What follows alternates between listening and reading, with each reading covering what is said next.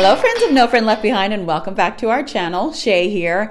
And in this video, it's a quick tutorial on how to use Canva. Basically, I'm showing you how to use a frame in Canva, how to change some of the colors in Canva, and how to actually use a specific type of frame within Canva. We had some people in our live last week in our ornament challenge ask me to put up a tutorial on how to use some parts of Canva.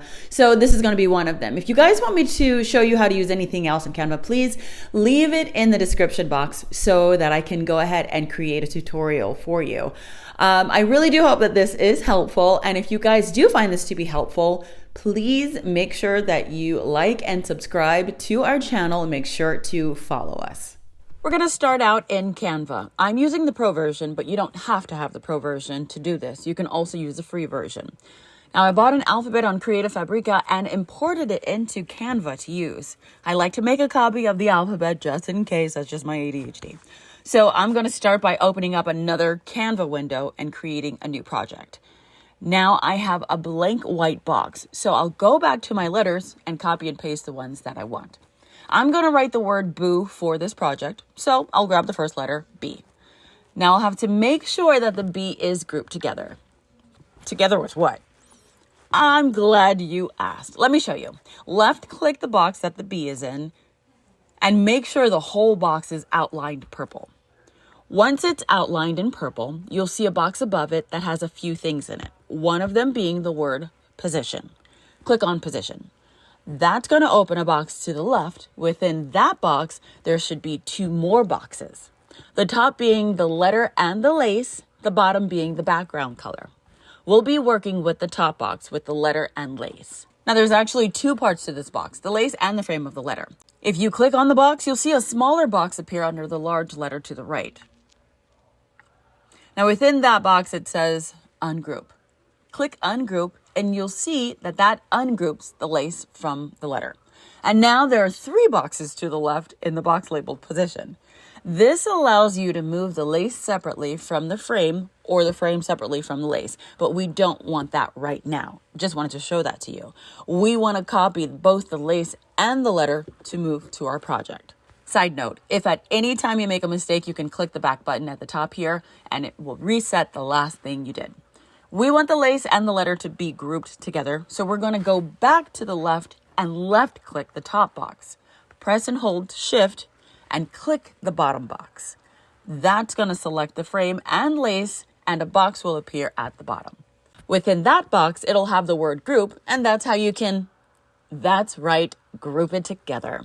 Now that both the letter and lace are grouped together, we can copy and add that to our new project. There's two ways you can copy the letter. You can click on the letter in the larger box to the right and right click it, and at the top it says copy. Or you can click the smaller letter to the left in the position box and also right click it, and copy is in there too. Once you've copied the letter, you can add it to your new project.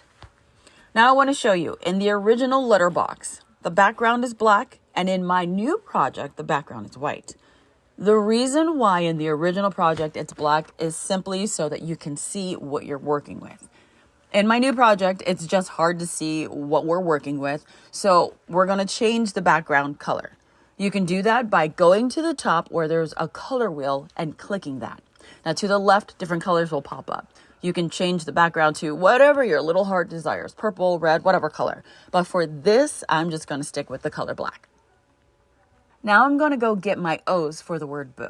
Again, you'll want to check if the O is grouped together or not by clicking on the whole box and highlighting it, and then click position, and we see that the lace and frame are grouped together. We'll copy the O and paste it to our project. Now, rather than going and getting another O, you can just duplicate it. Since the O is highlighted, there's a box underneath it and a picture that looks like two squares with a plus sign in them. That's going to duplicate your O's, or you can click on the O to highlight it, then right click, and that same symbol will be in the box about 4 items down. Once you've created your word, you can position your letters where you want, not changing the size just yet. We're also going to get rid of the other O by clicking it and pressing the trash can. With the frame, you have to delete the frame and the lace separately since they are two separate entities. Now I want to make the word larger so I can work with it. I'm going to left click the B, press and hold down the shift button, then press and left click the O's. Now you can move all the letters around at one time, which I'll do to make it larger. Now that it's a size that I can work with, I'm going to click the whole box to highlight it again because I want to get that box that says position again. Another thing about that box that says position, within it, it says layers or arrange. You can bring things from the back to front and vice versa using arrange, but I like to use the layers part more often. There's other things you can do with the range, but I haven't quite figured that out yet. Now I want to ungroup the letters from the lace. You can do this individually or all together at once. I'm going to show you how to do it individually. In the position box, click on the letter and the word ungroup will pop up in a box over the letter you clicked that's highlighted. Simply press that and it ungroups the lace from the frame. I'm going to do it to the other O and the B. And now that it's done, you see that there's white lace and the frame of the letter. Next, we want to move the lace behind the frame. Anything that's on top is actually in front. So see how the O lace is above the O frame? That means the lace is in front. We want the lace to be behind so we can work with the frame and put whatever we want inside the frame. In order to do that, from the position box, bring the lace O under the frame O, and now the frame is in front. Simple. We'll do that with the other O, but we'll leave the B to show you what happens if you don't have the frame in front. Okay, now I want to get a fun paper to put inside the frame. So I'll go to Elements on the left side. I already had this paper available, so I'll just use that to demonstrate something. Normally, if you want to use an element, you would just click the element like this, and it would appear within the work area. I'm going to find another fun paper to use and demonstrate what I mean. You see how the paper is sitting on top of the letter and lace and not taking on the shape? Now, if I move it over to the O, it takes the shape of the letter because the lace is behind the O frame. So I'm going to go ahead and move the lace B behind the B frame. Now, when using a frame, you have to click the element that you want to use. You'll have to slide it over to your work area and put it inside the frame. I actually want to use the original paper that I had for this project. So I'm going to get rid of the other paper that I grabbed and insert my original paper inside my letters. Now that I've done that, I want my lace to also be another color. I don't want it to be white. I'll go back to position and move the lace to be on top of the letters now. You see how the lace is white? I want to change that to another color. In the position box, click on one of your O's. It highlights the O you want to use first. And above that highlighted O, there's a box that appears. It says Edit, BG Remover. There's a clipping tool. It says Flip. There's 3 lines, an arc, a dotted looking square, animate, and position. Doesn't look like you can change the color because you can't change the color here. Now, if you click on the box that your design is in, that same box appears, except there's a black circle. That would be how you would change the color. But there wasn't one of those when you clicked the O. So we're going to go click the O again, go to Edit, scroll down to Duotone, and click that. You'll see many different colors there. If you like those colors, go ahead and use one. If not, you can create your own color. I'm going to click on this pinky color and tap the highlight color. That opens a box where I can create my own color.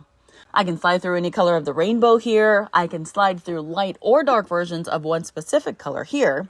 I can enter a hex code of a specific color, or I can use the dropper and grab a color from the project to make it coordinate better. Once I get the color I like, I'll copy that hex code so I can use it throughout the rest of my letters. I'll just click on the next letter, change the color to that pink, and paste the hex code for the rest of my letters. Now that's it for the look of the design. The last thing I want to do is to group the entire word together so that it doesn't move. I'm going to start by left clicking the top letter, go all the way to the bottom letter, press and hold shift and left click, and you'll see the box with the word group in it above your design. Click that and you're done.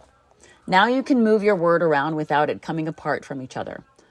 I also want to see what my design looks like on a white background now that I'm finished. So I'll click the whole box with my design in it, go to the top where that black circle is, and make it white.